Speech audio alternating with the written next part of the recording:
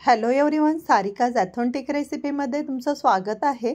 आज आपण आवळा सुपारी बनवणार आहे। खूप छान प्रकारे ही सुपारी घरच्या घरी होते, अगदी वर्षभर अशी टिकते आणि खूप सुंदर लागते। अशा प्रकारे तुम्ही ही सुपारी बनवली तर ती एका भरणीमध्ये भरून ठेवली तर वर्षभर छान प्रकारे टिकते। बाहेरची सुपारी आणण्याची गरज नाही पडत। चला तर आता आपण रेसिपीला सुरुवात करूया। इथे मी अर्धा किलो आवळे घेतलेले आहे। आवळे स्वच्छ धुवून घ्यायचे आणि सर्व आवळे असे कडक घ्यायचे। मऊ झालेला असेल किंवा थोडासा खराब असेल तर काढून घ्यायचा। प्रत्येक आवळ्याला अशा प्रकारे डाग असतात।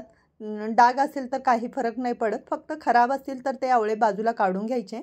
आता आपण एका चाळणीमध्ये हे सर्व आवळे काढलेले आहे आणि आता आपण पाणी गरम करायला ठेवलेलं आहे। त्याच्यामध्ये हे आवळ्याची चाळण ठेवणार आहे आणि चांगली 10 मिनिटं आपण आवळे हे वाफवून घेणार आहे। 10 मिनिटांमध्ये छान प्रकारे हे आपले आवळे वाफवले जातात। छान प्रकारे आपण हे आवळे सर्व वाफवून घ्यायचे आहेत।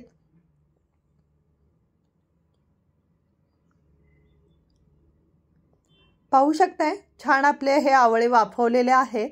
असे साइडनी त्याला चिरा सुटायला लागतात, समजतं आपल्याला हे आवळे छान प्रकारे वाफलेले आहेत।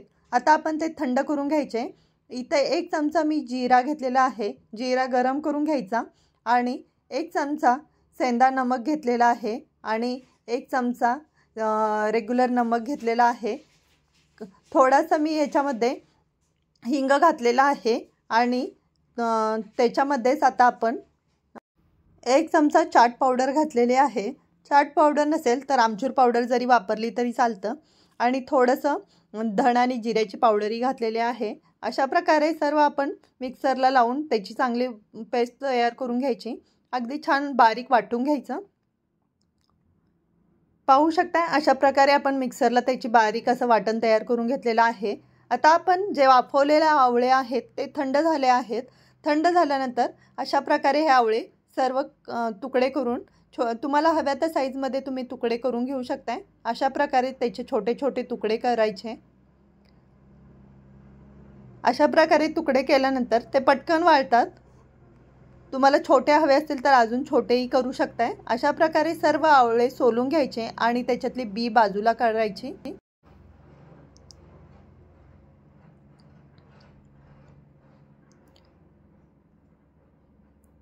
अशा प्रकारे मी हे सर्व आवळे सोलून घेणार आहे। सर्व आवळ्याचे अशा प्रकारे छान तुकडे करून घेणार आहे।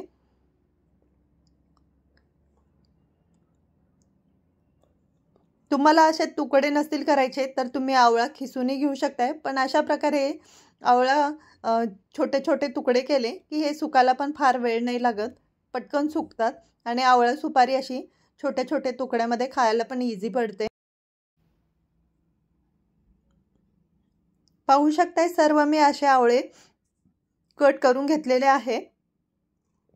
सर्व असे पीसेसमध्ये त्याचे तुकडे करून घेतलेले आहे। आता जो आपण मसाला बनवला होता तो मसाला सर्व त्याच्यामध्ये घालायचा आहे।